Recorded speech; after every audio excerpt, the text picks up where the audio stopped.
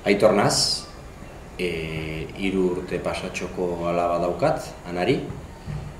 Neska lagunak Oiana dauka izena. Oiana eta biok txikitatik ikastolan ikasotako ikaslea gara. Eta gaur egun Ondarruko herrian bizi garenez, eta gure alaba ere bai ikastolan eskolaratua daukagunez, gure ama hizkuntza eta gure bizitza hizkuntzak euskara da.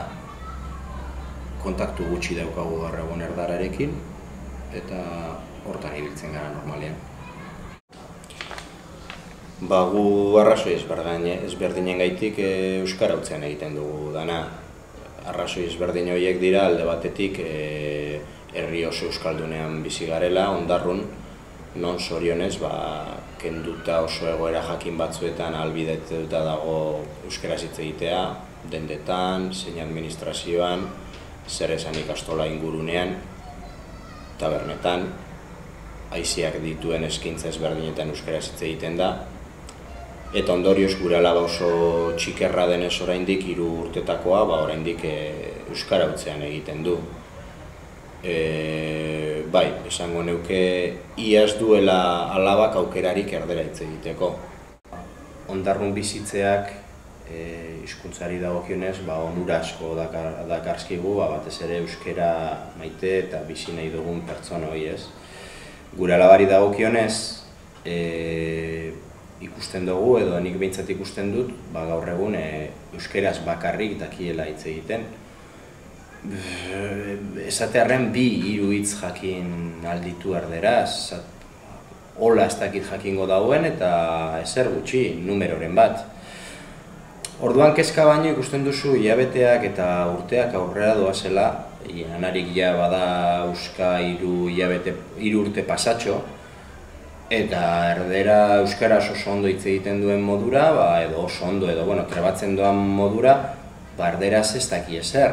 Hori kezkagarria da ez, Euskal Herri honetan tamalez seguruenik jarraituko dugu erderaren inperio horretan bizitzen, batez ere hiriburuetara hurbiltzen garenean edo zonaldez horren euskaldunetara. Baina, bai konturatzen zara, bere aitona, amona edo beste familikoek edo lagunek ez dakitenean euskaraz, haiekin ez dakala behintzat ahos komunikatzerik. Etorkizunean suposatzen dut bai nire etxean euskara ez dakit ondo hitz egiten dugun, baina behintzat komunikatzeko gaitasuna badaukagu, eta erdaraz berdin, bai idatzi zein orduan alde batetik ikastolan badakigulako ez bakarrik gaztelanian, baizik eta bai inglesan euskararekin batera trebatuko dituztela, ez da kezka, baina bai da behintzat behin-behineko egoera baten kezka, ez? Ikusten dozula, nire aita hor hurbiltzen da bere maitasun guztiarekin, baina erdalistuna da, eta ahozko komunikazioan trabak dituzte, ez? Ez da erretxazo bat bez, baina zer egiten zaio Anariri komodoago, erosoago, euskaraz berba egitea, eta orduan norekin hitz egingo da, norekin berba egingo da, euskaldun garenokin. Eta etorkizunean lanari dagokion ez da guzti hori esan bezala ez kezkarik ikusten. Baina bai da epe, motz, labur edo kojuntura testuinguru honetako kezka edo. Gero eta gehiago gaitasuna handiagoa daukanez komunikatzeko, harinaz ahozko komunikazioaz, eta bere adimena handitzen doan enean bebai, gaitasun gehiago dauka, gauzak zuzenean galdetzeko, eta noski bera konturatzen denean egoera batean dagoela non berak ez dituen gure erregistroak ulertzen, logikoa denez galdera zuzena egiten dizu. Aitatxo edo amatxo, zer esan duzu edo zer esan du ez dakit nork? Batzutan gertatu zaigu bai telebistarekin, nahiz eta ni telebista zalea ez nazen, Oianari gehiago gustatzen zaio telebista ikustea.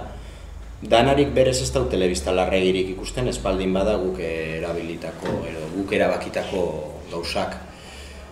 Ondorioz, galdetzen du, bere jarrera izaten da galdetzea, baina beste aparteko jarrerarik ez dauka horren inguruan. Normalean bere jarraitzen du berean, gehien komunikatzen den pertsona gu garenez, euskaraz hitz egiten du.